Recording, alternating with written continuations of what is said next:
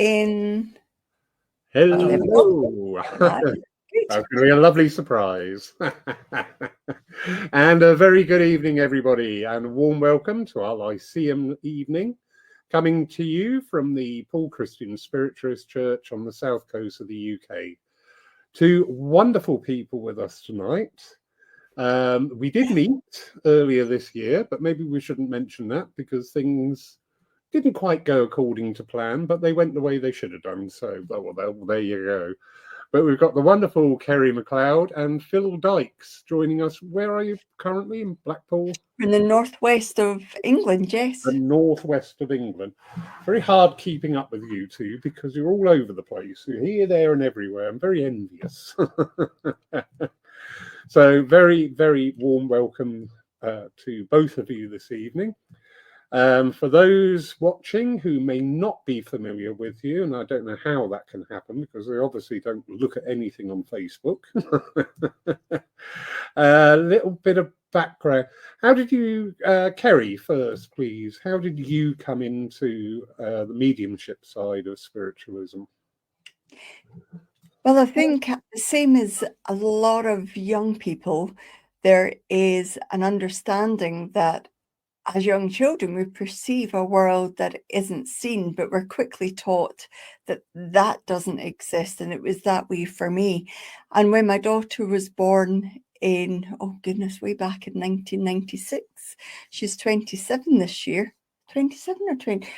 She's older than she was last year, this year.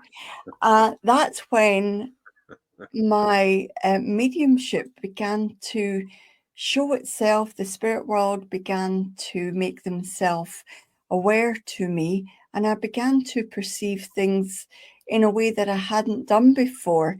And that was through a number of different things that I found myself at the door of a spiritualist church in Dunfermline, which is where I lived at that point. And the rest, they say, is history. And I quickly got involved in the spiritualist church. We, through a number of different reasons, set up our own church, and I was vice president of that for the best part of 10, 12 years, and then president of that for 10 years, until I moved to England for a certain young gentleman who posed the problems whilst we were in Poole by getting very, very ill. But yes, so my background has been the spiritualist churches, and absolutely passionate about sharing the truths of the spirit world, of spiritualism, of spirituality, of evidential mediumship, and reassuring people that when people pass to the spirit world, that they can have their own communication with the spirit world, and absolutely dedicated whatever years I've got left on this world to the spirit world and sharing those truths. Brilliant, brilliant. And can I pose the same question to you, Mr. Dykes? Absolutely. From a very young age, I was aware of the spirit world, even though I, at the time, didn't know exactly what it was or what I was engaging with. Because as you can imagine, as a child, you're not taught these things in the normal syllabus of a school, or it's not really talked about within the family. It was quite a few years later, so we're looking probably up to about 7 years old, a little bit later than that, in my early teens. My mother was involved with a lot of mediums, local mediums, and people from distant shores, which I didn't know about fully until I was older. And I had one or two encounters with these so-called mediums, and they said to me at a very early age, you'll be aware of the spirit world and you'll be doing what we're doing now. And many years passed, still having those experiences and not fully understanding them. I seemed to know answers to things, answers to events that were taking place. But it was many years where I then walked into a spiritualist church. And I remember that first night, it will always stay with me. It was a Sunday divine service, and the medium stayed with me for almost 45 minutes. Well, every medium that knows what they're doing will be cringing right now. He couldn't break away from me. Every contact after contact after contact came to me telling me I was a medium. Well, that was my first time. So I started to look into it, and I met a wonderful gentleman called John Gilbert, who had watched me, had listened to, because he was there at the demonstration, and explained to me a few things, and that intrigued me. So I kept on going back. Eventually, I ended up on the committee of that church in the development circles, and eventually ended up on a district council committee as well, overseeing certain areas. So it's been a bit of an education, and one where I come from a different religion, and my family are an engineering background. So I've got that mindset that really questions, debates. And for me, it's very intriguing, but it's about not just understanding and being able to explain to people what it's all about the spirit world, about the religion. It's also about planting seeds of thought in people's minds to what their perception is and their understandings, because that engineering background got me to question a lot of things that helped me develop the mediumship that I have, and helped me to look at it from different perceptions to develop it that little bit more. And I think it's a very personal journey. So there's been many questions, many influences, people, many influences of the spirit world, but many times where I've debated and questioned it. And I think that's very healthy as a medium to engage with people, because it helps you understand a curious mind, a skeptical mind, and a mind that is really intrigued into looking and researching things. So that was my background. That's how I came into it. There's a little bit more family history to it than that, but I'd rather not give that away, because that'd be very intriguing evidence if somebody ever gave those contacts to me. Wonderful. Really interesting that you've both served time on committees and actually running churches as well, because that's to me, for the working medium, that is an excellent learning opportunity to see how the other side of it works. You know, it's very easy. You know what? I noticed the other day on good old Facebook, somebody put out a negative comment about mediums. And within half an hour, sort of like over 100 people had all waded in there and having a go and, you know, putting it, oh, yeah, this is all. And I thought, isn't it a shame? Because I did about 3 months ago, I put out 2 posts. One was negative, one was positive. Just, this is why I shouldn't be left alone. But I just thought, what's of course going to be the reaction? Sure enough, the negative comment, loads of comments on there. Absolutely loads of them. The positive one, not many people engage with it. And I thought, I find that fascinating, because a lot of what we do is very subjective. Would you agree? It is. It is. Thank you. About it. Are you looking for a little bit more than that? Question. I think I can see Phil going for the blueprints. Hang on a minute, I need to check the drawing here. I worked for 15 years with engineers, Phil. Dear. It is a very subjective topic, isn't it? I mean, if we look at life, but we look at how, forgive my terminology, we're programmed by life. So we're educated, we're told what's wrong from right, as well as learning it. We're told to do things in a certain way, and we're told to be, well, not told, but we're educated to be critical of things, to get things right. So you must always be correct. So in other words, a yes. That's why a lot of mediums are triggered by the wonderful, dreaded no, because we're programmed to, oh, that's bad. So we have that reaction to it. But we must remember that subjectivity is what we are looking at. And even though the world deems things to be negative or accept things more negative, to accept critique in a negative form.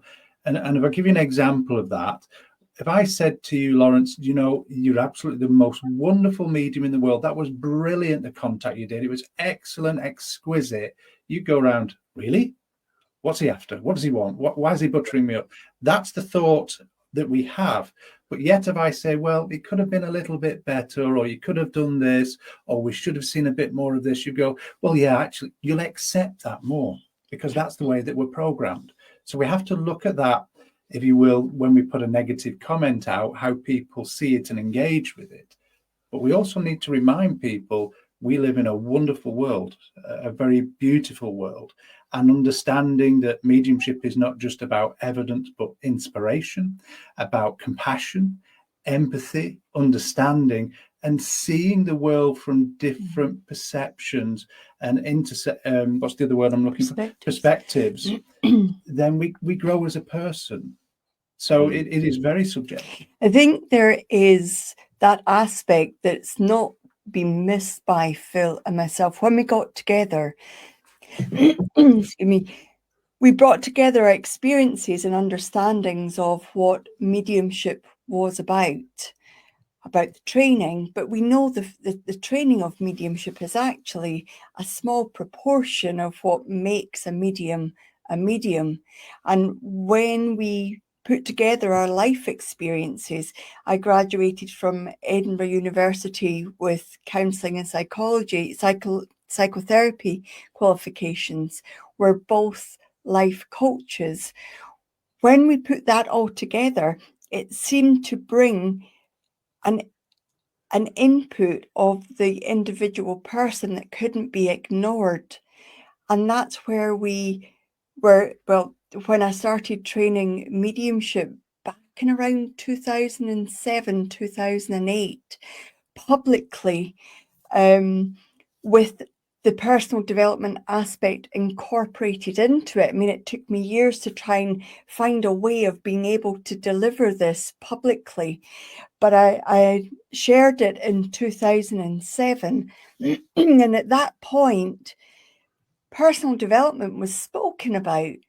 And we knew it was a big part of the medium's journey, but it wasn't really included in any of the training or any of the exercises, or taken on by many tutors that were able to actually understand what was happening in the background and beneath the surface of the medium, and to identify where the wobbles happened and where the struggles were taking place and what might lie behind that.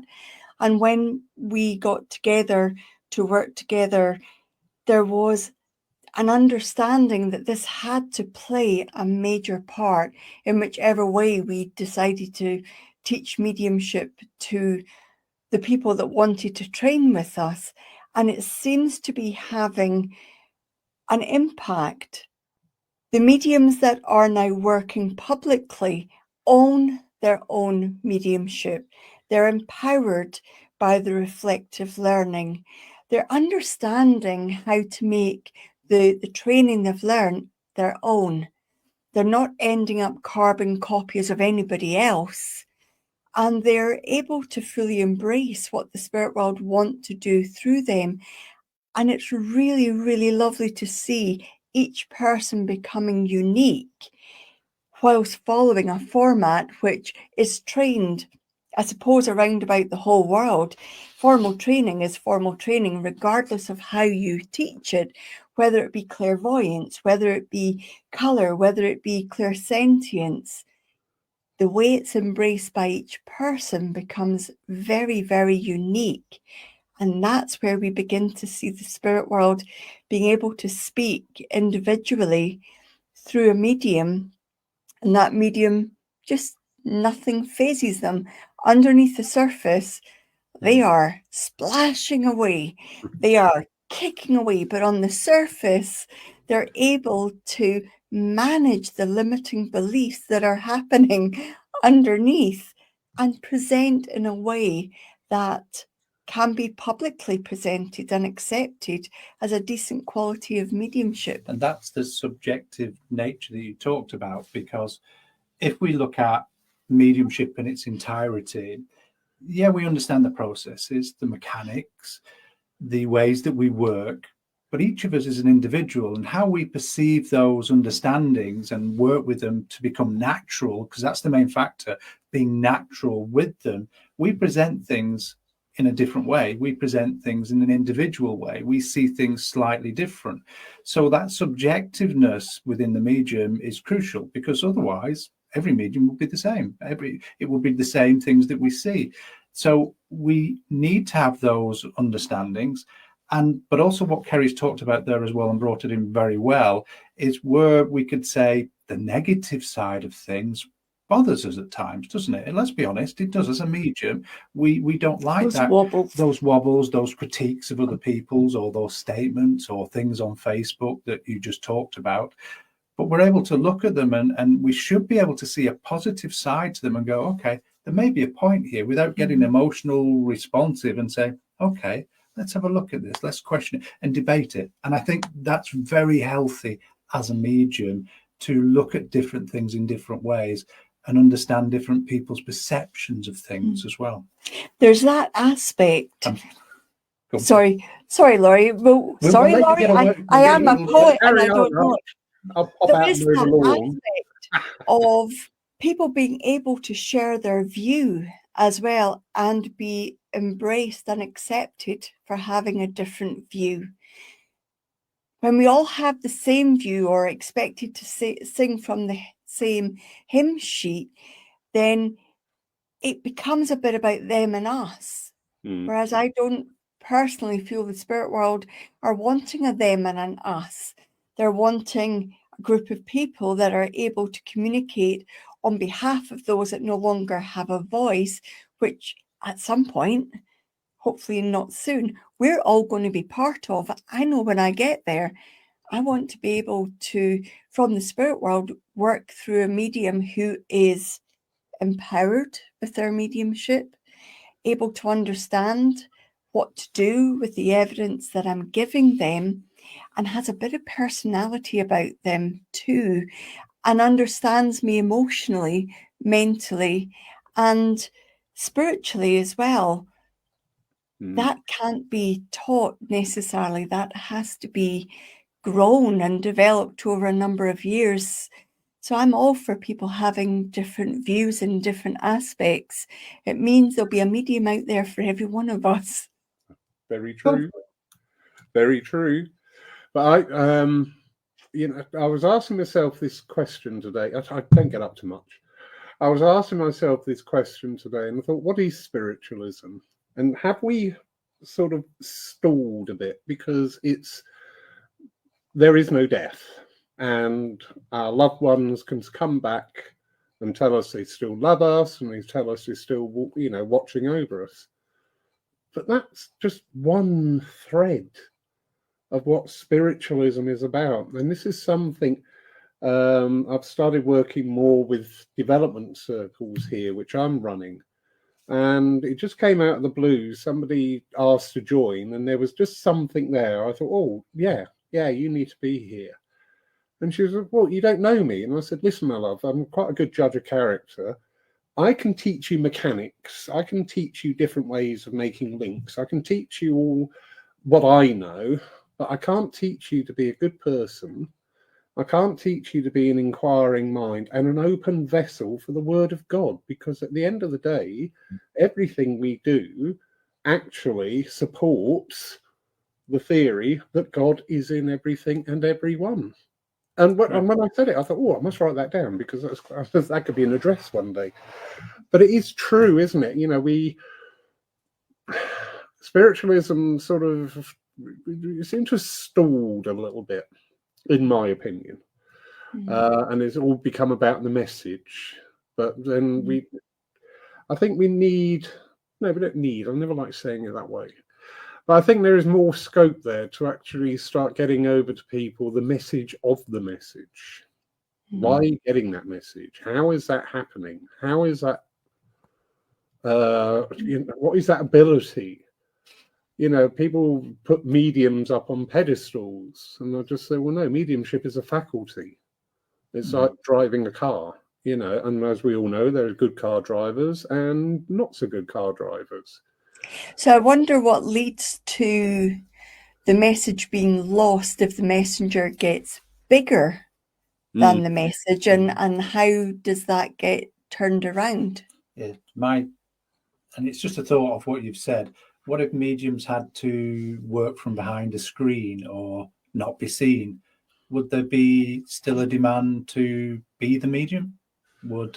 Because I think in what you've said, the essence of it is correct. It's about spreading the word of the divine, understanding the truth that we survived the physical death, also to inspire the living as well. So it's not just about the message to prove that we exist beyond the physical death of the body, but they're also choosing that the way, for the reason why they want to commune or contact, is to wake us up, to encourage us, to bring healing, comfort, maybe in some cases bring closure, or plant that seed that there may be more for people to search in. So I think the word God, the word divine, the word of spiritual truths has to be really understood fully by the medium to really help them understand their development.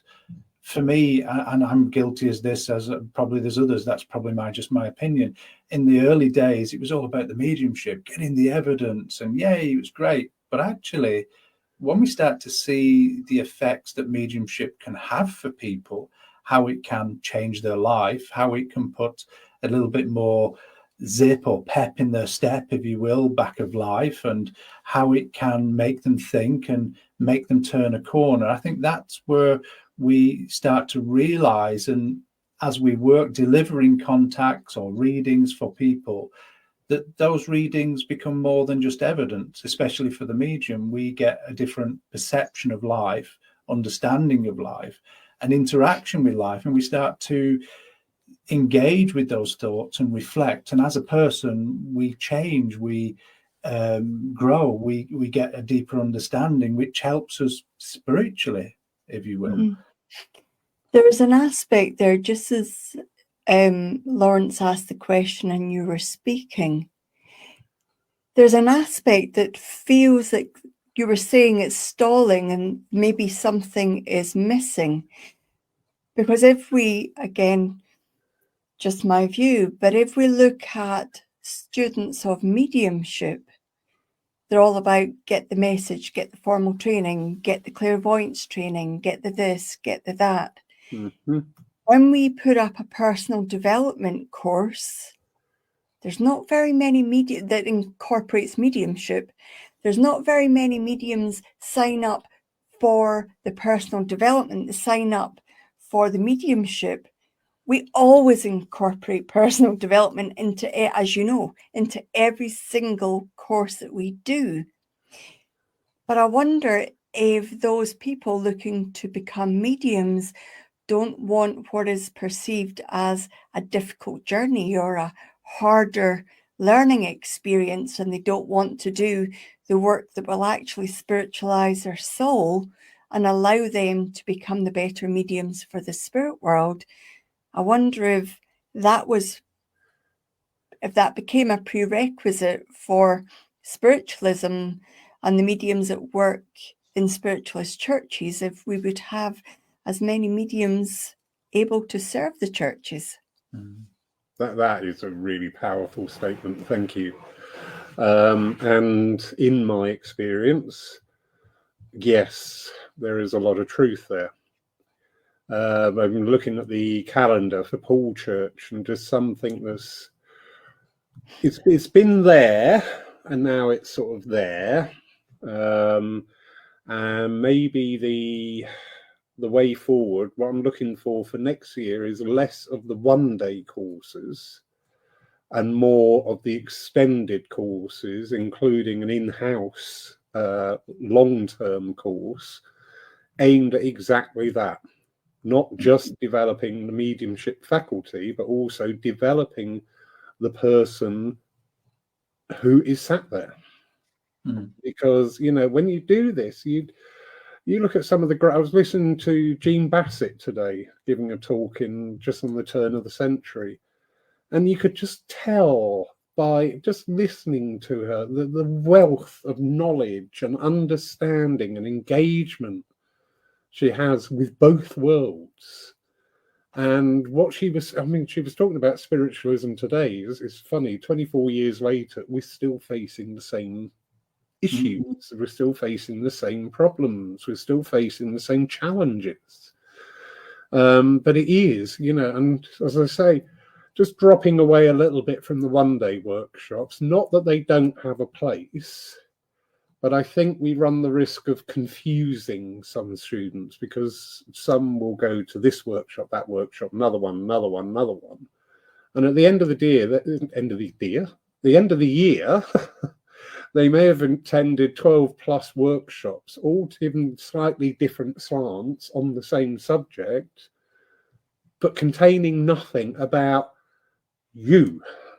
It's all right, you relaying this and you talking to the other world and you honing in on that evidence. But what's the base station doing? And that's the part I know prior to doing this, as in mediumship full time, which I never intended, it wasn't intentional or purposeful. I used to teach advanced coaching skills. And those advanced coaching skills naturally come into the types of exercises that we often ask people to complete. They don't know why they're having to answer questions. They don't know why we're asking them to do certain reflections. But behind the scenes, we're naturally prompting the soul and the mind to begin to delve a little bit deeper into what's happening. Everybody wants to know what's blocking them. Everybody wants to know the self-limiting beliefs. Everybody wants to know how to actually cut them out and remove them. But actually, we can't. Because if we cut out the limiting beliefs, we lose the part of ourselves that made us why we are. It's about becoming friends with, understanding, and acknowledging and then moving past them more quickly. And each time we do that, we get a new way of being and a new interaction with our blocks or our limiting beliefs. But it's a long process and it needs to be done correctly.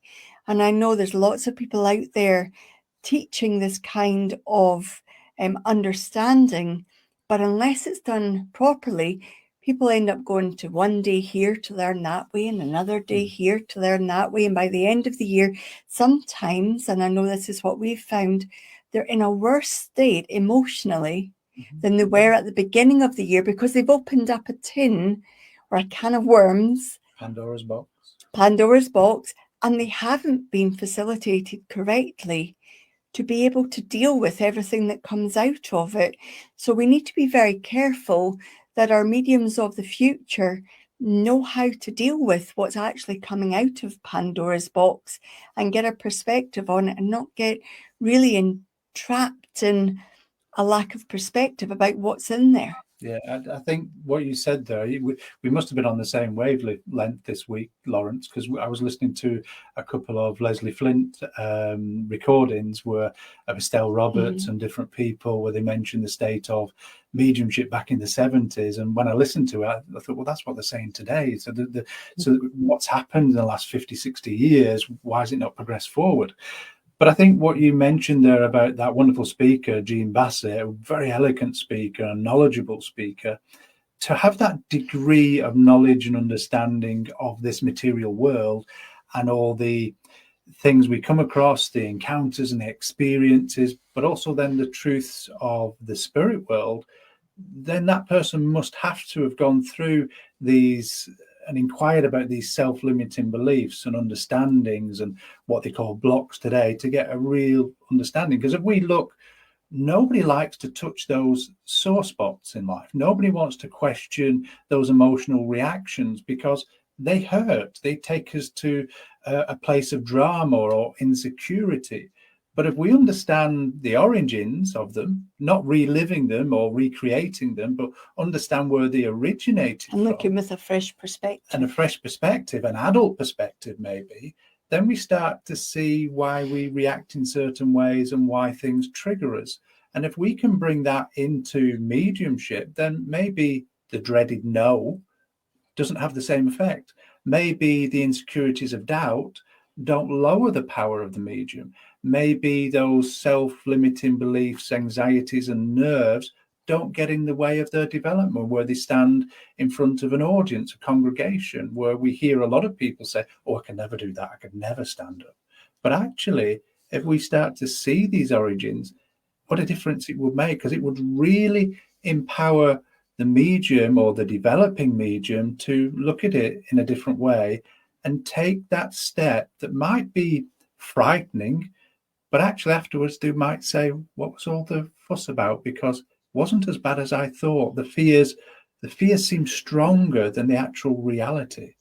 And once we start to develop that and see that, because it's our firm belief that you can't develop your mediumship unless you develop self. And if we look at maturity of age, don't we say, well, if we had hindsight back then, we wouldn't have done that? Well, if we do that work now, then we can get that adult, that grown-up perspective of the emotional states, the mental reactions and impressions that allow us to be freer and to develop with probably a quicker progression, because we're able to move through these parts that hurt or stop us or developing the self. And I think it's really important that we get that across to a lot of people today in their mediumship. The evidence, if they want to unfold it or get a deeper understanding of it, well, we have to understand self. We have to get that perspective right, because it gives us different avenues and understandings to evolve that evidence. So true. And we seem to have actually struck on a gold mine here. So, Reverend Ashley, good evening, darling. 100%, we haven't started mediumship yet. That's in Ashley's own group. We spend the first steps of spiritual development. So, Perfect. Jack from Denmark, when I said about the longer course, this is based on Jack's plan. So full credit to Mr. Jack. Thank you, sir. Yes, we are listening. We did sort of look at this a couple of years back, but the uptake wasn't that brilliant. However, again, adjusting thinking. All right, if we do 10 workshops, 10 people each workshop, that's 100 people. But if you do a year-long plan with 10 people, yeah. All right, some people say, oh, but you've lost the income from 90 people. Well, a lot of the time, it's not just the income. You know, this is not what we're here for. Okay, I need to keep the lights on. I need to keep the roof on the place and everything like that. But the educational side and the development potential. Before 2020, we used to have, in this area, a lot of open platforms going on. There was one every week in one of the churches. And when I took over, I stopped doing them here, which caused great consternation at the time of why are you stopping this? You're blocking the mediums of the future. And I said, these things have been going for 10 years. We haven't turned out one medium between us. All we've turned out is people, you know, I'm a natural medium, so I don't sit for development. And it's just, oh, please don't. But there was no movement even then, my limited experience then. I could see it wasn't working, and we need to change things because we have a fear, don't we, about change as well. We do. I mean, we heard a little thing recently that we're only doing it for the money, and it's the same old story. Yeah, we've got to pay bills. Yeah, we've got to live and support, and we have children and stuff like that. It is about education. 4 children between us. 4 children between us. But it is about education. We've just spent 5 days here in Blackpool with a handful of students. I think there was 12. 10. So was it 10 or 12? 10. 10, okay. So we had 10 students. We immersed them for 5 days in mediumship development, personal understanding and reflections, while taking them out to 2 churches, Blackburn Spiritualist Church and Longton National Spiritualist Church, not just to give them experience, but to hold them in that understanding and that power of the Spirit so they can learn to see what it's exactly like. And we're really proud of them because they stood in their own development, their own power, and delivered phenomenal contacts, not just of evidence, but of emotion and personality. And presented well. But also we got to see them their personalities Mm-hmm. and where they came alive, not just the people they were bringing through. And each and every one of them afterwards said, we've never done anything like this before. We've never had this experience. We're not just seeing the mediumship or experience what it's like to work for the spirit world, but you're bringing in an understanding of us that's helping us move past these self-limiting beliefs. And it's that's really vital, to get the experience, the understanding, but also to plant the seeds where they can reflect. And each morning we had a little session for about 45 minutes, an hour, just to go through reflections of the day before and those demonstrations, just to see what they learned about themselves, not the mediumship. And it's empowering to see that and to see the growth. I mean, some of them that were with us last year on the Blackpool gathering, the immense development where they stood up with confidence and presented in front of 90 people, I think it was just short at Longton, and we didn't see nerves. We knew underneath they were nervous, but we didn't see it. It was wonderful and to they've see. invested a lot of time into their mediumship. Some of them have been with us on weekly classes, some are on the progressive group, some are coming to the weekend classes. They're all spending the right amount of time for their circumstances in that moment. Yeah. Everybody gets frustrated with it not moving quick enough, but it can't move any quicker than our life circumstances will allow it. There's a comment there from Ashley. Did you see the Reverend Ashley? Yeah. That one? The first comment there was about churches and centres working together. Wouldn't it be lovely if churches and centres and tutors of mediumship could all work together for the one end, which is getting the word of the spirit world out there, and different organisations globally working together instead of separateness, which is, I think, is the way the world is going in a way. It would be lovely if spiritualism could break the mold and not go separate, but come together. Yeah, very true. And so for the benefit of the recording, Reverend Ashley, great. It is so needed, going back to the conversation we had earlier. It would be great if all churches and centres took this step collectively. So we're talking now and not just demonstrating, enhancing the faculty of mediumship, but enhancing the sitter. I mean, I'll draw very good comparisons here with the healers. We have a very good active healing collective here at the church, and we always have time when we sit in circle to talk and bring out anything that you're finding, because once you start on that healing route, you know, a lot of people say, oh, Scotty, I can just stand there and do that, la la la la la. But then suddenly all these things from their own past are starting to come through and bleed through to the conscious mind. And it's a great developmental tool. I think if anybody actually wants to learn about self-development, join a healing circle, because you really do in those energies. But as I say, we've hit a nerve, which is wonderful. Lovely Libby, president of Bath Road. Counselling and coaching training has been an invaluable aid on my development journey. Of course it is. Of course it is. You know, we're not learning an assembly line thing, you know, put A and B and C and off you go. It's us. You know, we work with mental mediumship. So, of course, that includes us as a person as well. As much as we try to shut ourselves up, it's always going to be there. And if that's us is a little bit wobbly in any areas, the echo is going to come through our communication abilities. And there's lots of courses out there that are about getting mediums out there doing the steps of mediumship, but not enough focusing on the personal aspect of each individual. Yeah, I think it was back in 2016 where I saw Kerry deliver a coaching session, and I was totally amazed by it. It was part of the training and the person gave permission. True. And it was a demonstration in front of the class, and even I was moved because I felt the vulnerability. I was listening to the story, and it touched things in me, and I thought, wow, I thought that I'd moved past these things, but they've been triggered by listening to somebody else's. Yeah. And it gave me that deeper understanding.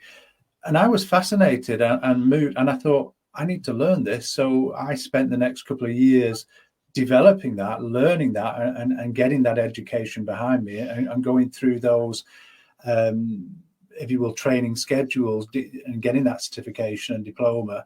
But it's looking at that. It's not just the training; it was the understanding I got from it. How listening and listening at different levels lets us hear things that we wouldn't normally hear or see or feel. And all of a sudden, as I brought that into mediumship, my own mediumship, I started to gain a deeper understanding, not just of the evidence, but what that person in front of me, the recipient or the sitter, whether it was a private reading or demonstration, was going through. The empathy changed massively, and the compassion. And I think that needs to be brought in. And it's my firm belief that mediums should get some kind of insight into some kind of transformative training of coaching or counseling to really see what it's like to be on the other end, and what we can do and deliver as mediums to a congregation or an audience. And I'm not just talking within a church. I think every medium should go out into the world to experience different groups of people. I mean, once we start to engage in that, we start to gain understandings of culture, understandings of different types of evidence, understandings of different walks of life, and all their experiences as well, which can only add value to understanding people's situations and the evidence brought through by the spirit world to prove that they're still here. Because when we listen to a person on a really deep level, when we're coaching or if we're counseling, or we've got a friend sharing something really personal with us, and we listen and be present at that really deep level, we naturally can transfer that really deep level of listening to the spirit world. It's a non-verbal, it's a connection within the soul, which is what psychicism and mediumship is. So we bring that in to that development. It's not part of formal training. It's not a step. It can't be learned. It has to be developed over time. And there has to be a willingness from the person to want to do that, but it takes a bit longer. It's like coaching somebody or training somebody. If you train somebody, you give them like, that's how you do it.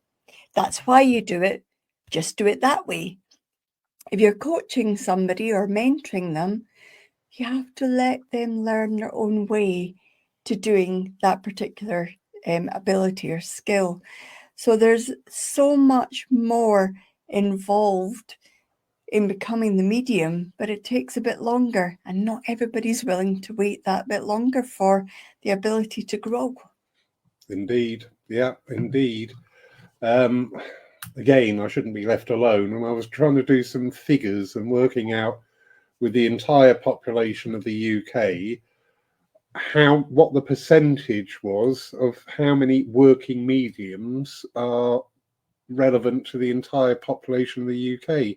And it was really small. It was 0.00 something.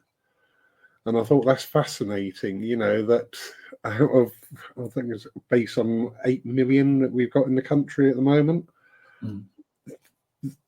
the percentage of evidential mediums is infinitesimal. And then the percentage again of trance and more altered state mediums was even infinitesimal of the original figure. It was just so small. And I thought that I do find that interesting, because I don't get out much, but I do find that interesting that we're not all going to be platform mediums, and we're not all meant to be platform mediums, but we can all be spiritually aware, spiritually sound, spiritually progressive people. And that is something that recently I've been out and about to a few places, and it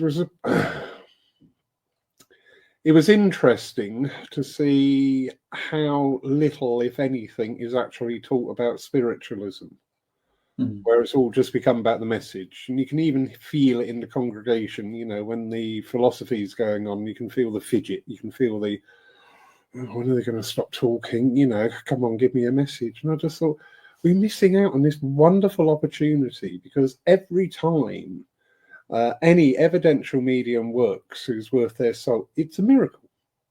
Yeah, it is a miracle. And we've lost that wonderment. We've lost that wow factor of things.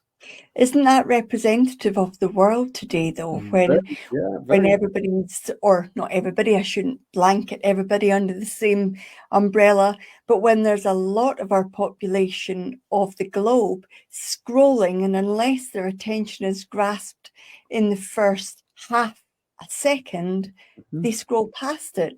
So to sit and be interested enough in the spiritual growth of, say, humanity, or where mediumship or spirituality fits into a global picture, to listen to that for 15 minutes when some people can't focus for more than half a second, there's a juxtaposition there between wanting people to grow and capturing their interest and not losing the intention or the integrity of the message to gain the interest of those with a very short span of attention, because we don't want to diminish what the message is, but we also don't want to lose those we have to catch their attention in a really, really small space of time. And an address done correctly can do that. Absolutely.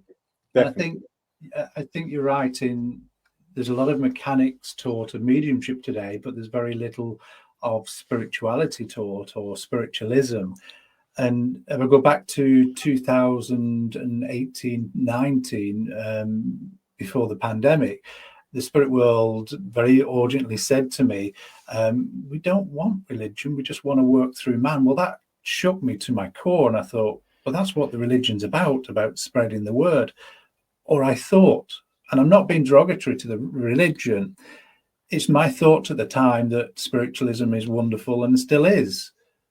But actually, when I started to take on that thought, or what I understood of the comment from the spirit world, is I started to go out into life through the pandemic, was on Zoom, through travels, and all of a sudden spirituality and spiritualism had a different meaning for me.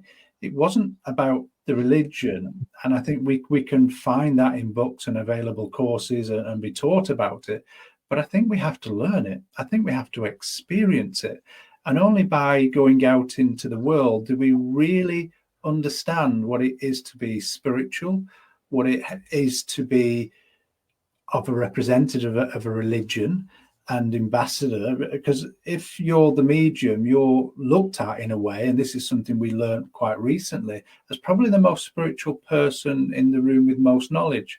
That's not always the case. I've met some wonderful people out there that are very spiritual and very religious, but don't want to have the title of a particular single religion.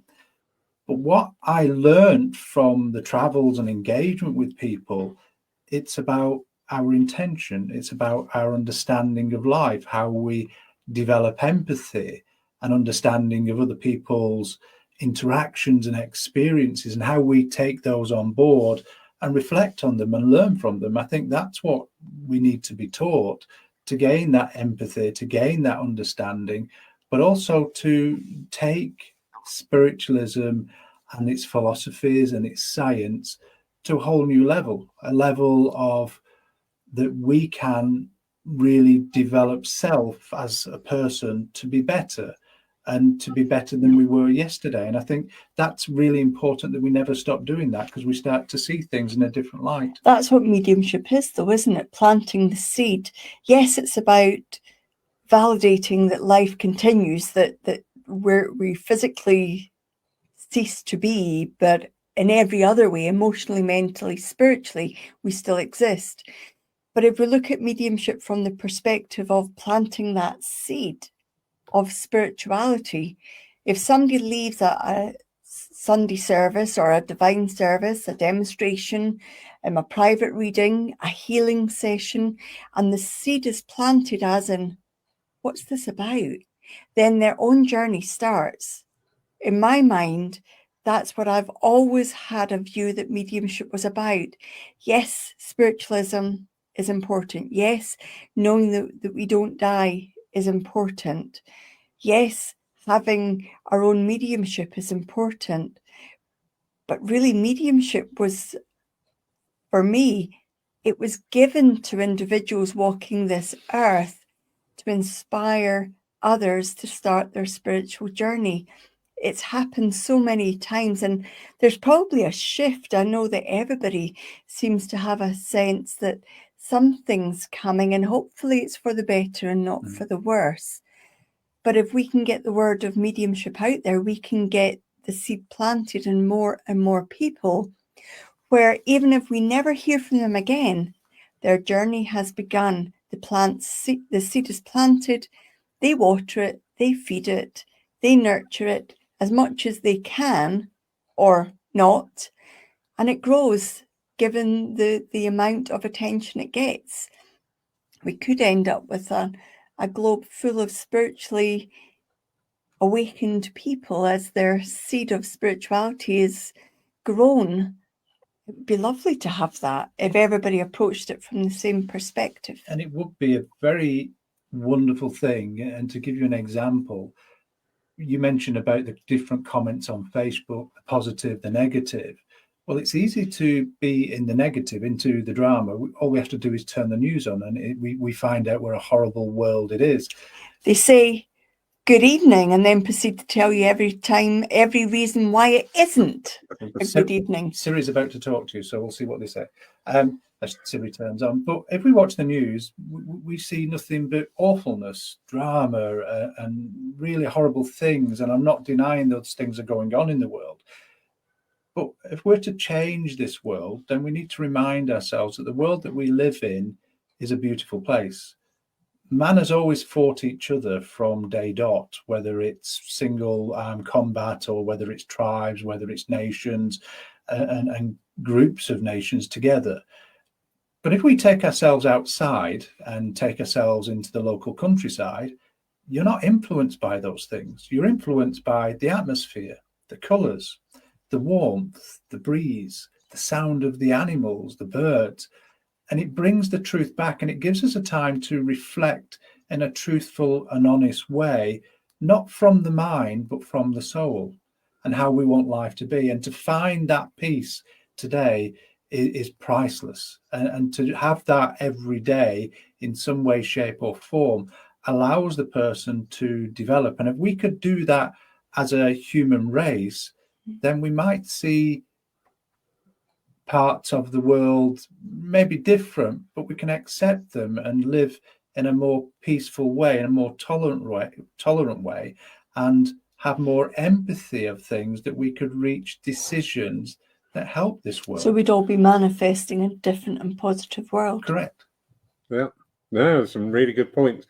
We do need to catch up with the comments here because everybody's very interactive tonight. Thank you all.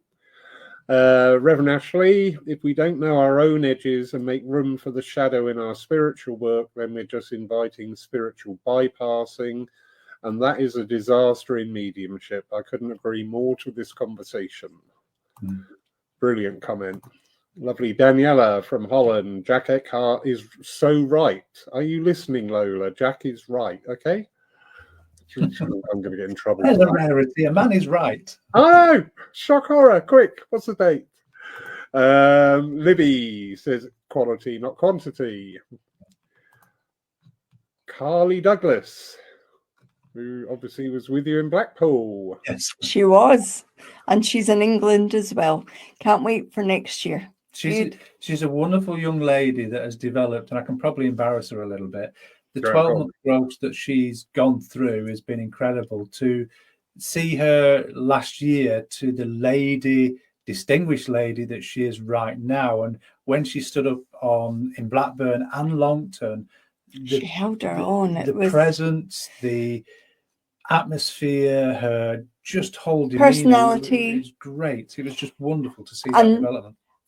And to do that with 2 young children and have that commitment, because they're very young, is incredible. So well done, Carly. We've just embarrassed you. Yes. Yeah, I'm using my psychic faculties now. I can see Carly going all wobbly and reaching for the wine as we speak. But well done, Carly Carly. doesn't touch wine, do you, Oh, well, Carly? fair enough. We seem to have triggered something here, so thank you. You seem to have given me more work, because my days aren't full enough. Thanks. Libby Bellhouse, working together, count me in. And Reverend Ashley, hallelujah, I'm in too, Libby.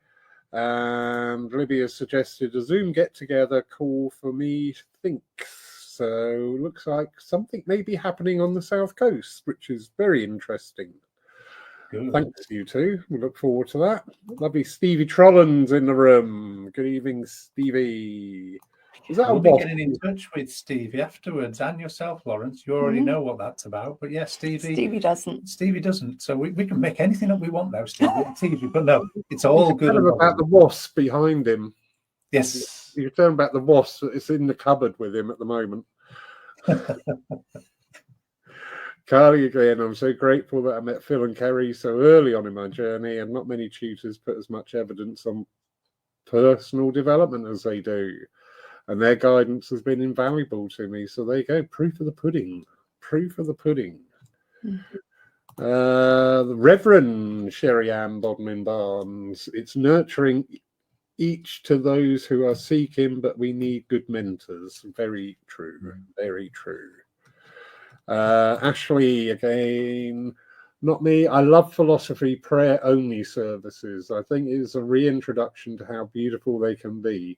If churches focus on seats filled and money in the collection pot, then it will go on with a loud majority. Yeah. Oh, so with you on that one. And stop being courageous and having services of worship, philosophy, education. The quiet minority are finding their own way on their own path of spirituality. So true. We had a wonderful Lyceum service last week from David Powell. And in there, we encompass some of the history of spiritualism. And David's such a wonderful presenter. And in fact, doing next year's calendar up, I've got a Lyceum service now once a month. Because to me, it's just so important that we show more than the message in our services. And yeah, some people won't like that. You know what? That's fine. There's plenty of other churches in the area, and that's not arrogant. If you don't like what we do at Poole, try the other churches. It's not an issue.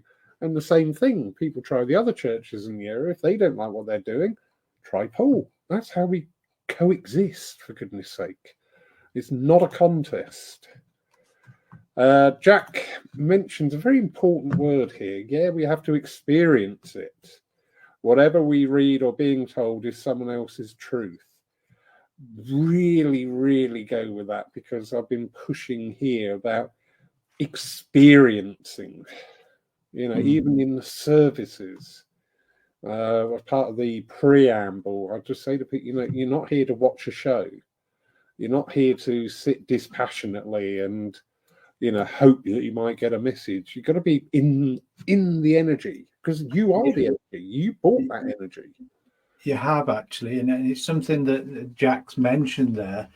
The experience, there's nothing that replaces it. You can read books, you can be told, and you can be inspired, but it's a passive inspiration. It's something that you reflect on. But when you have the experience, it's an active experience, an active inspiration, which makes you get up and do. And I think that's really important, that we have to go out and we have to experience things. And as a medium, I would say to every medium out there, if they're not already doing it, go out and experience different things. Yeah. Go and watch other mediums, support them, learn from them, think, oh, that was wonderful. How did they get that? Talk to them afterwards. I remember in my early development, I've been really fortunate. I remember watching Glyn Edwards' work, and I was so new to it. And I probably asked the most stupidest question at the time. But he spent time with me talking. I remember how he said it was my boy. And I just thought, wow, the presence, the way that he gave, and made me think. I thought, he didn't just give me the answer. He gave me a little bit of something to reflect upon, which I think encourages people, and it was so invigorating. And it's always stuck with me. And it's everything. And it's something that I still do when I go out and work, is try and take time to go and see other mediums, support them, and it's such an education because we all learn from it. You see what we do on our days off. Yes. Yeah, but no, it is. And again, it brings in, the spirituality side into our everyday life. I have a saying, please don't be a 90-minute spiritualist. Where you go to church and you walk in, oh, hi, everybody, namaste, love, and then you walk out the door and it's flick of the switch, right. Yes. Who's going to get it? Who needs it? Or I'm ready. Come on, bring it up. It's sort of like it changes you so much. I know And spirituality is a way of life. It isn't. If we look at spirituality in essence, mediumship is a tiny part of being spiritual. Being a medium doesn't mean you're spiritual. And I think people get caught up like, I'm going to develop my mediumship to the greatest, highest level, and that will make me spiritual. It doesn't. Spirituality is a whole different process that happens.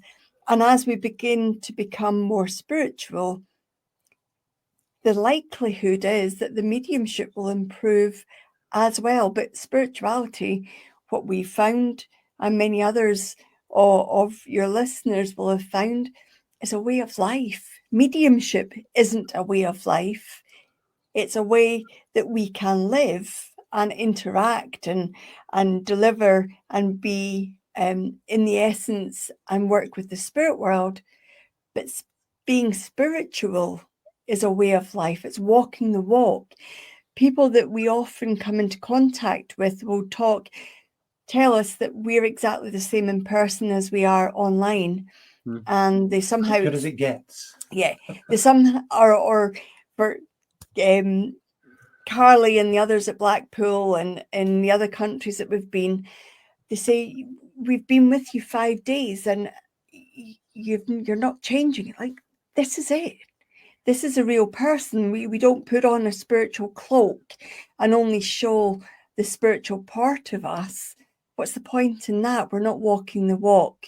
There's too many people can talk it, but actually behind closed doors, they're walking a completely different path. Yeah. And that's not any good for authenticity, about originality, about being honest and open. If we're talking about being spiritually aware and psychically able to read a person, do the people who are not walking the spiritual path not know that another person who's psychically able can sense a bit of disingenuous there? Yeah. We all have to accept that if somebody lies to us, we can't call them out because there's always deniability there, but we know it in our souls and we gravitate to other people who are spiritually able to accept us. And I think very quickly there's a difference in the mediumship, not just in the evidence, but actually how the medium presents it. Because all of a sudden, if they've got that spiritual understanding, they've got that development through experience of pains and emotional pains and life experiences that haven't gone well, then when they deliver that contact, they have that empathy and compassion to deliver it in the right way. It's no longer just evidence. It actually is delivered in compassion to the need to bring comfort and healing. So I think there's just a different quality with the medium that's spiritually developed. I mean, you know this man from his hospital bed. That's as good as it got. But did he change? Did I change when I was worried whether he was going to disappear to the spirit world or not? You have to be authentic. You can't pull the wool over spiritually developed people. You just can't. You have to be authentic. I know, and it does at times. You have people stand in front of you and they say something, and you're looking at them going, "No, seriously, no. let's have a proper conversation here. Let's really get out what's going on." But I keep getting told off for doing that. Anyway, lovely Carly, going back to your comments. Oh wow, I need this in writing. I'll put it down on paper for you, Carly. We have a lurker. This is interesting. Denise. Oh, hello, Denise. Wow. New Zealand. Wow. I've been lurking in the background. Okay. We met Denise down in South Auckland when we were there earlier on this year. Oh, hello, brilliant. Denise. Look forward to seeing you in person. Well, in less than 12 months' time. Exactly. And again, we're talking about spirituality. We're talking about a lady, and again, we'll embarrass her, who stood in the background, very quiet and didn't get involved, but we could see her watching and taking everything in. And when we engaged with her, her answers, her work was of that spiritual nature. And Denise's, much like yourself, Lawrence, Denise's involvement in the church is invaluable. Yeah. I love that, because they're the people that I love, the ones who sit at the back quietly. I go, okay, you're really taking this in, because you get some people who will react. Again, it's probably out of a fear base or the unknown, so they jump on things and just think, you haven't quite got it. But the one sat at the back, the quiet one, is normally the one, what do you think? And they'll deliver something, and you'll just think, thank you. Libby, Confucius, he say, I hear and I forget, I read, I remember, I do and I understand. Absolutely. Perfectly put. Sorry to keep muting here. Tail end of a cough. So back to New Zealand. There you go. Yep. We had a wonderful time in New Zealand, but I remember the President, John, and hopefully he might watch this. If he's not on, Denise might tell him. We made a big statement when we were about to demonstrate, and we said, this is what you're going to see. We're going to practice what we preach. Oh, I remember. And we interviewed John afterwards, and he was really to the point. He said, if you would have done anything different to what you practiced. Because you made a whole lot of promises over the whole 5 days that it had to be this way and that way, and that you were going to demonstrate it. And he turned around and he said, I can tell you now, you did everything you said, and I'm so grateful for that. And it's music, and there's a freshness about it, that you're talking what you're doing, and you're not just saying it, you're walking your walk. But that's what did he say he was going to do had we not? Oh, he was going to call us out if we didn't. So we need that today. And I think we do. We need our churches to really monitor the level of mediumship and professionality that's taking place. And there's only one church that I've been to where I've seen this happen. It happened to be a young lady's at the side of me when she was chairing. If the medium didn't do what they said, in other words, work with the spirit world and they didn't work psychically, she would stop it. It has to be. We have to manage the mediums that serve our churches. And that's everybody that's in the church is still running and is well run at the moment without me there. But everybody that chairs is able to finish the service in case they have to ask the medium to sit down. Because it's vitally important that the mediumship and the quality of evidential mediumship reaches the standards it should be. And that we always have to remember, and this is what I say to every member of the committee when I was there, we have to remember there might be somebody visiting for the first time. We want them to come back. We don't want psychicism. We don't want general statements. We don't want bad mediumship. We don't want insults or people being embarrassed or made to feel uncomfortable. We want people to come back, and that is by the welcome by the committee, which I know that everybody receives when they come to pull Laurie. Laurie? It's weird saying Laurie and not Lawrence. And the quality of mediumship. It's what the spiritualist churches are about. Yes, very true. And this is something I pride myself on here at Paul. And I see people and I just go, oh, yes, or maybe not, oh, yes. And this is how the turnover of demonstrators at Paul happens. And every demonstrator works differently. Every time a demonstrator works here, you learn something. Every time a demonstrator But I always ask that the demonstrators come here that deliver that one crucial element to our congregation, and that is hope.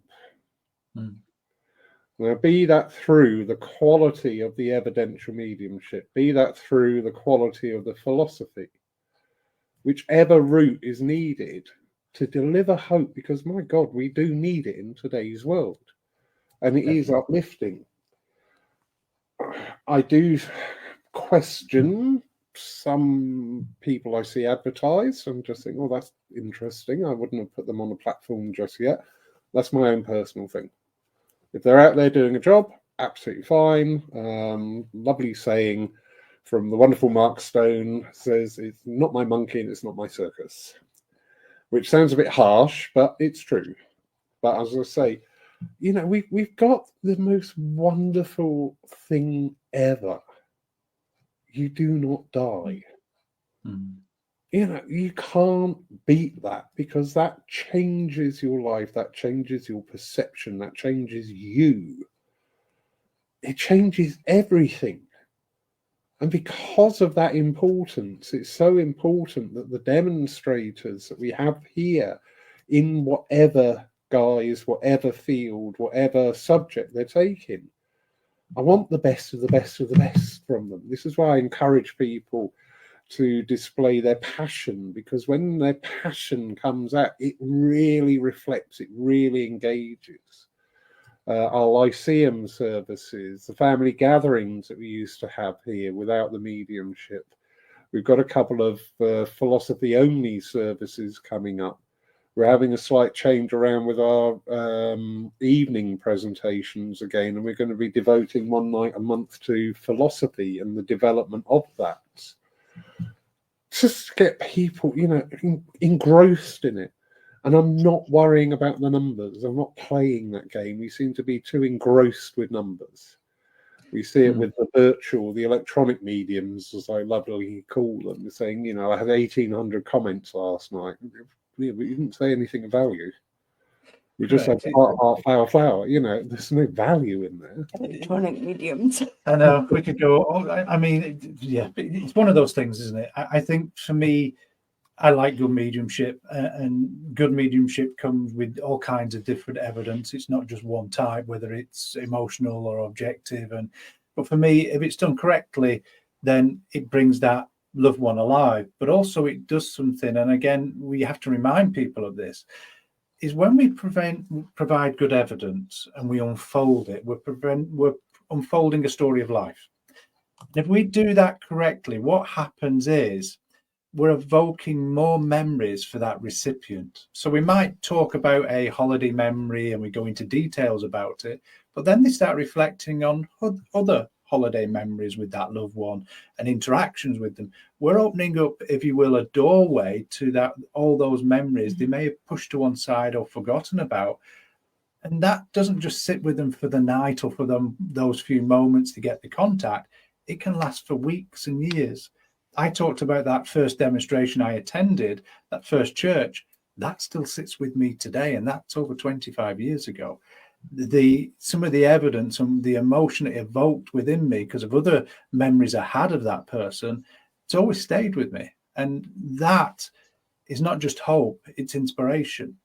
And we've got to look at our mediumship today and the quality and standards of it to really keep it alive, to really keep spiritualism, to keep mediumship.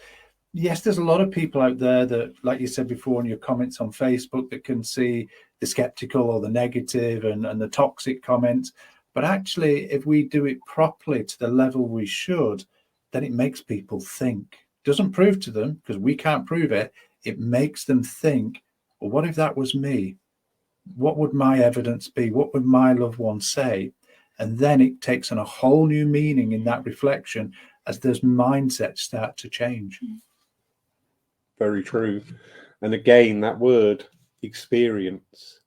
You know, when we talk about the physical mediumship that was so prevalent at the turn of the century, you talk about that today to people and you just see, not really sure I believe that.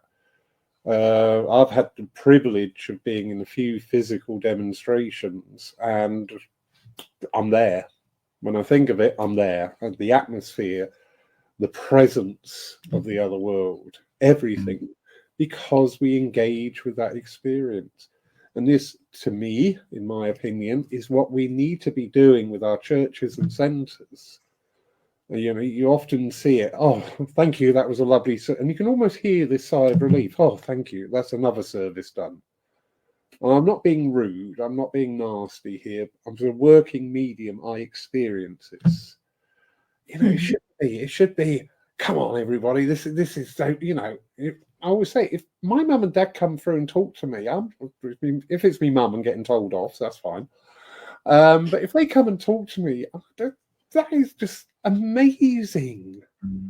And wow, and you know, looking at it through the eyes of a child, it's just like, wow, this is so good. This is brilliant. But you know, sadly, we do get, oh yeah, it's all right. Well, next week we've got a really good medium. I love that. I love that line. Red rag to a bull for me, I tell you. It's you know, you mentioned trance there. It's many years ago. I'm trying to recall the gentleman's name. He's in spirit now, and there's a lady who's just passed recently from the local area that we knew, that I witnessed it as well, where we saw trance in first person, where I was able to converse with my loved ones, their voices, their mannerisms.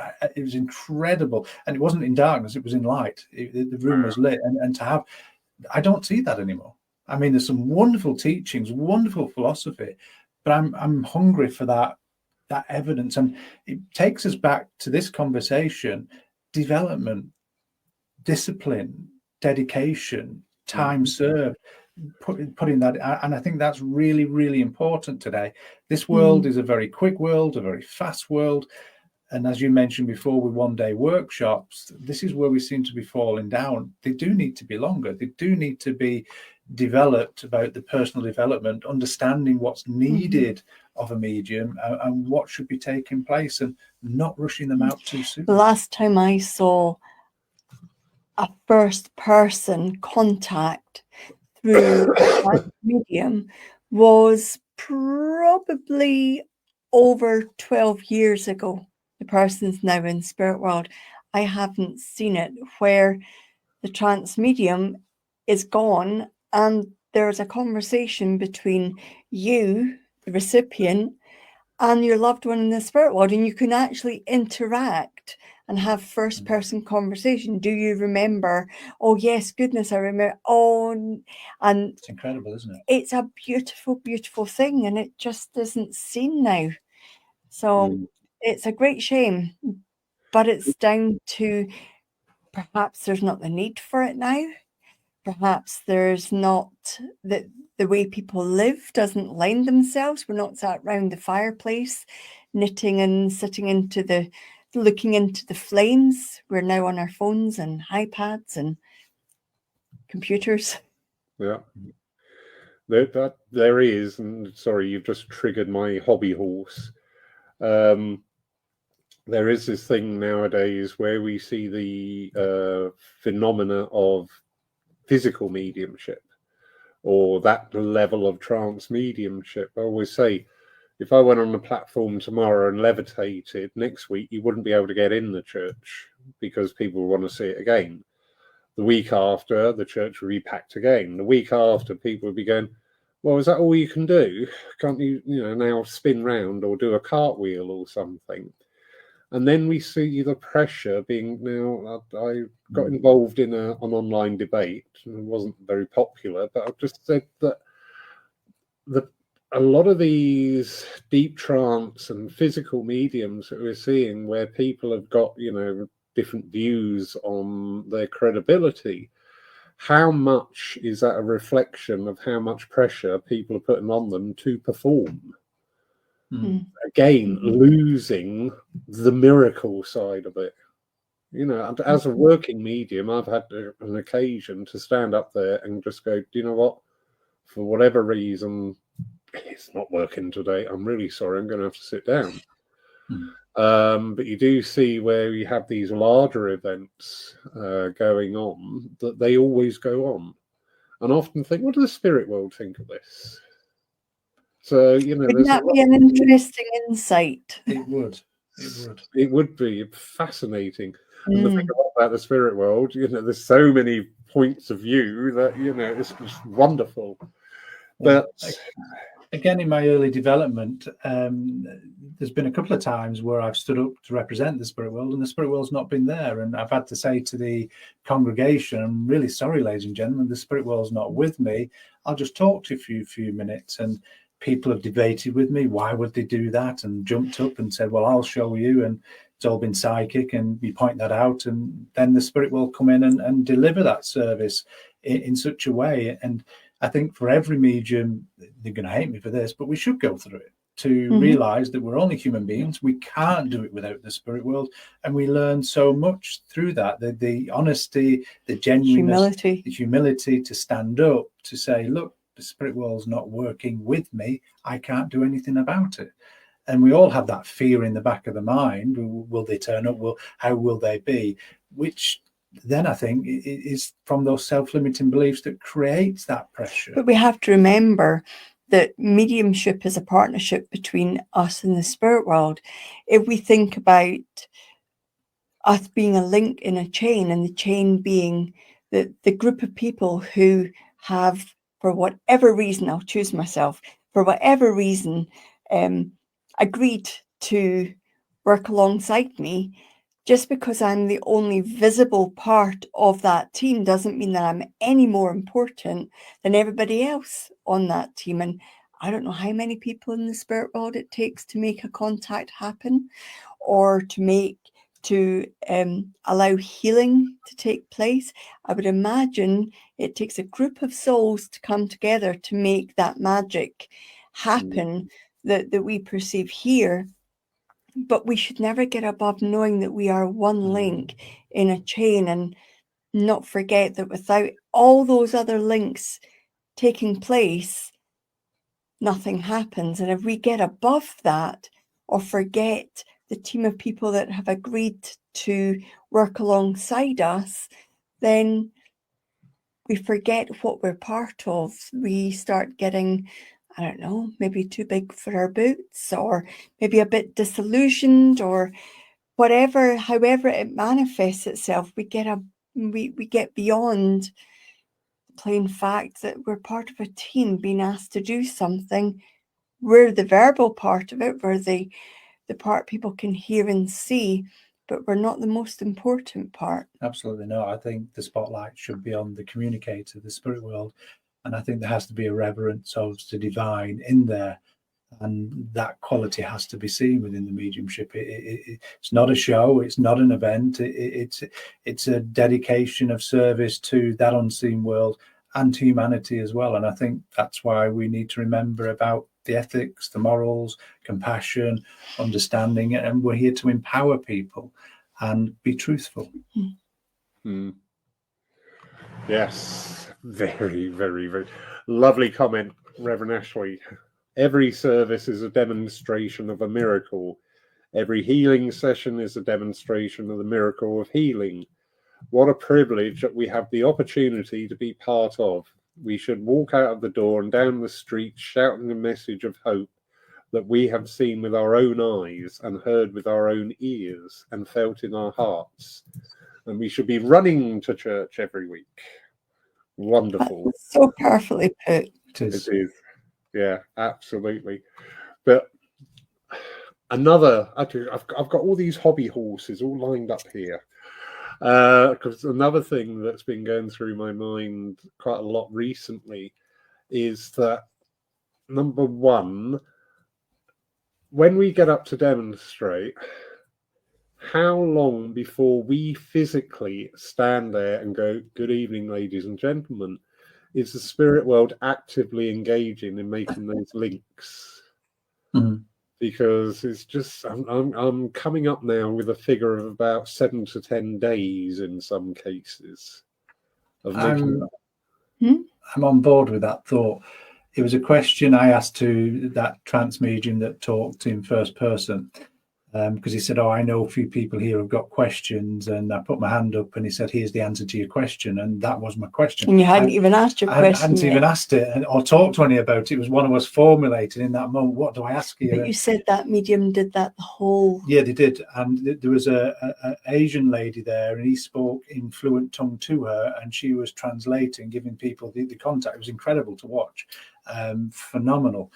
But going back to your question, for me, I believe weeks before the demonstration, they know who's going to be there. Yeah. They understand which medium's going to be working, or if there's going to be a change in medium. And I believe the spirit world are aligning those contacts up, those people, those loved ones in the spirit world, to work best through that medium, but also to meet the needs of today. And whether those needs are of the spirit world or the recipient, the member in the congregation, is chosen by the spirit world. We often, because we are quite busy, we're very fortunate, and it's a privilege to work and an honor to work for the spirit world. Depending whether it's face-to-face, depending whether it's online or whatever we're working in, we feel that power building. We might have thoughts days before, not contacts, not evidence, but impressions of the evening. So we know the spirit world's working with us, building up to that. Such as last week, my mind, even though I was working at Blackpool, part of my consciousness shifted to another part of the world that we're going to be in next week. But on demonstrations, it can be where the power comes in hours earlier, building it, getting you ready for the environment you're working in. That shows there's an intelligence building the power up, working with the attunement of the mind of the medium and working on the blend and getting the power ready for the medium to work in. So I believe it can be weeks beforehand. Mm. Thank you. There's a little thing I need to add on very quickly, actually, and it's documented, and I'm trying to think, and I know the medium was a Mrs. Taylor, and I can tell you more, it'll come back to me in a minute, on that one of the contacts delivered, and we're going back some years ago, it's in the history of mediumship, where it was by chance a gentleman walked in to the church just to take cover under the porch while it was pouring down. His wife had died.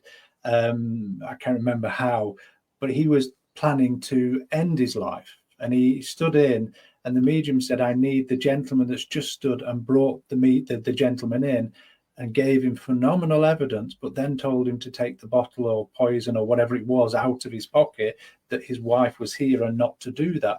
So it shows you, in a way, the spirit world knew what was happening. The wife knew outside the door. So that shows the intelligence at just the right time. So it's a huge question you've asked, with momentous avenues and roads and boulevards to explore. That's on my mind. No, I love that. I've heard that one before. And again, that just demonstrates, like you say, the intelligence of the spirit world, and also enabling the medium able to relay that message. Mm-hmm. Let's be honest, 99% of mediums, I have 100 mediums up there, 99 would probably go, oh, no, because we tend to hedge our bets, don't we, at times? So it's brother or cousin or friend or next door neighbour. We have that little chicken out moment. So, you needed that medium of that caliber and that standard and that personality to go, no, but I'm getting this right, and this is what I'm doing with it, and I will do it with it. So, yeah. What's the worst thing that can happen? You just get a no. I know. And we all know a no is a new opportunity, don't we? Yes, indeed. Libby, have this fabulous image of spirit throwing a total wobbly and shouting, "Shan't, don't want to." Actually, it was my fault. And when I was at home afterwards, I knew it was my fault because Lawrence had got stroppy. So Lawrence said, "I'm not doing it." So I was the one saying, "Shan't, won't do it." And I had to apologise to my team. Not had to, but I did apologise. But I learned a very valuable lesson. Lawrence, you've got a job to do. Go out and do it. It's not your message. Leave it alone. What people do with it is not your business. Just remain true to your purpose and shut up. So, very good lesson. Makes you wonder, doesn't it, what the spirit world think when the medium does that? I can only explain it in an experience I had. many years ago developing a different type of mediumship, and that communicator came forward, and there was a derogatory comment that was given by a sitter. The pain and emotion I felt from that communicator was unbelievable, and it's always stuck with me. And it's one of my golden rules to, if I get it, I'm going to give it, and if it's wrong, then I'll work with it. But that's the importance. We've got to get it out. We've got to get their message. We've got to get their evidence out. And we shouldn't be doubting. We shouldn't be questioning. We challenge the evidence. How do we present it? How does it feel? Where are we going with it? In a healthy way for the medium's mindset. But actually to deny, I'm not going to go there, I'm not going to say it because I could possibly be wrong, that just really sits and think, oh, it doesn't sit well with me. Yeah. And my experience was, for me, what I did was wrong. I knew it was wrong, but I learnt it was wrong.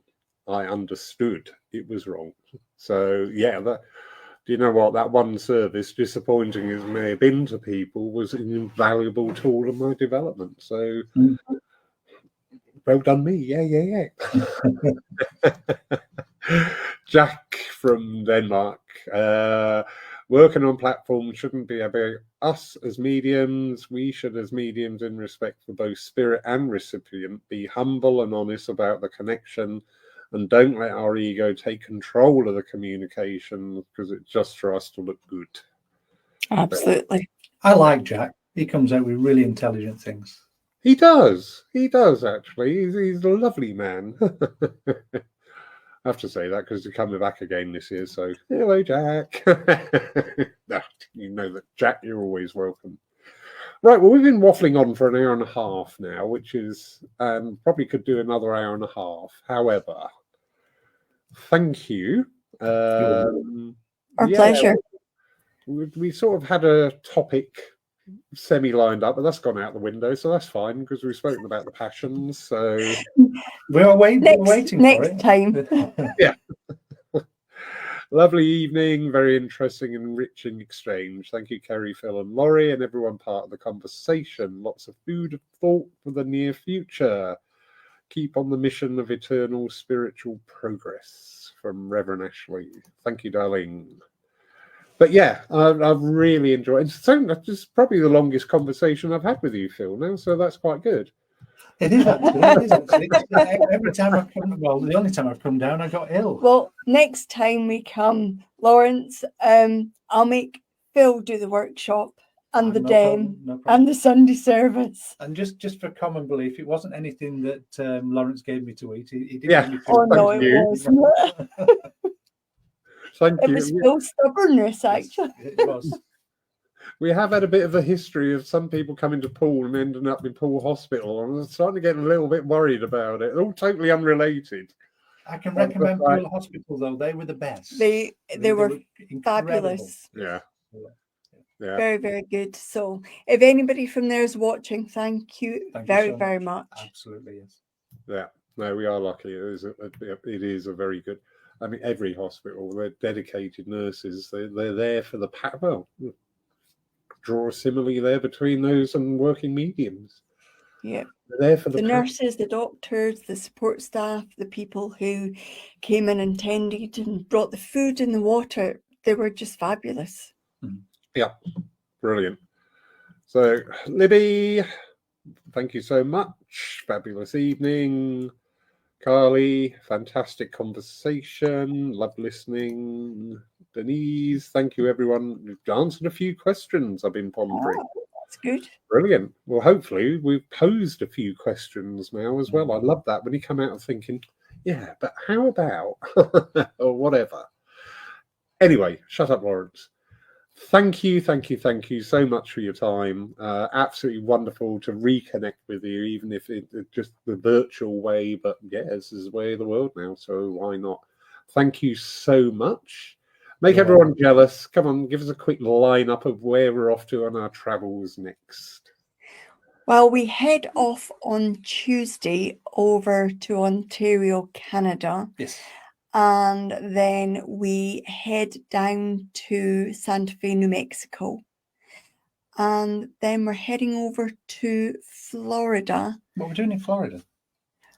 We're doing we're doing Sarasota, but we just today had confirmation that we'll be doing a 2-day course in Casadega, in the spiritual camp. Yes. So we're really, really looking forward to that. We'll catch up with a lot of people we've only met online as well. We've had quite a few people saying they're coming. I mean, it's a wonderful experience. We're also having time for ourselves as well, because it's important to get to know the culture and people. We've been doing an exam for the last 2 years, or should I say, it's an exam or is it course? It's a course. It's a course. A ministerial course, and we passed that. We've got confirmation just as we said, just today, as we said earlier. So we are being ordained ministers when we're in Florida as well. So that's just the icing on the cake. But yeah, it's about spreading the word, planting a few seeds, opening people's eyes to mediumship, personal development, and really transforming their lives, if you will. And we're very blessed to be part of that, or maybe be the instruments to be the catalysts of those changes for people. As we said earlier, we are different in our teachings. We're quite unique in the way that we structure the personal development in there, because we want students sometimes without them even knowing. Exactly. Quite a lot, actually, because we want this participant students, those dedicated people, to really think for themselves, to really question what's going on, to really get them thirsty for knowledge and hunger for those answers, so they can not just spend those days with us, but actually go away still on that quest, still seeking, still wanting to know. And I think that's important. It shouldn't just be, as we always say, a workshop that you just come and attend and do the mechanics. You should go away, one, encouraged, inspired, focused on what areas you need to work on, but with a understanding in your mind to seek further spiritual truth and to find your truth of what it is for you and to be natural to it. I think that's really important. And then we'll be down your way at some time next year. It's in the calendar, it's in the diary. Look forward to it. I'll bring him along with me. I'm looking forward to that. I've never worked at this place that you keep on talking about. I was there in spirit, but I wasn't consciously aware fully. You're doing everything, mate. Oh, I have no problem with that. I'll do everything. You and Kerry just go out. Yeah. No, brilliant. It's been a pleasure, Laurie. Yeah. No, it's a pleasure and a joy having you both here. Okay, it didn't quite go the way we planned, but we got through it, so that's fine. Absolutely. I got a holiday. It's always some holiday. I know. I think better ways to have a holiday, mate. Yeah, me too. But yeah, and congratulations on your ordination. That'll be wonderful, absolutely wonderful. And that's you, isn't it? That's yours to keep forever and a day. Absolutely. It is. It's been an education and a journey, hasn't it? It has been an education. We've learned about all religions. We've looked into the religious books of so many different religions, and so that we're able to understand why people come to spirituality, spiritualism. We're able to understand and relate to what they leave behind and what it means for people to have to leave an old belief or an old faith. They don't actually have to leave anything at all. They can bring it with them. It's about growth, that personal growth. So we're really looking forward to seeing how we can minister this and where the spirit world takes us with it. Yeah, I think being in service it's going to take us to that whole new level, not in status or anything, but just in being in service. I think to help people, it gives us other dynamics and things. And for me, I would recommend it to everyone to take that ministerial leap, just for the educational value of reading all those different religious books and getting to understand how people understand them and believe them, and how you can listen at so many different levels to how people live and experience life. I think it's life-changing. Wonderful, wonderful, wonderful, wonderful. Thank you so much. Really, I love this. You're right if I convert this also into a podcast to share out with people? Absolutely. Yeah. because that's a great way. You can just download it and listen to it in the background. It's a wonderful way of taking it all in.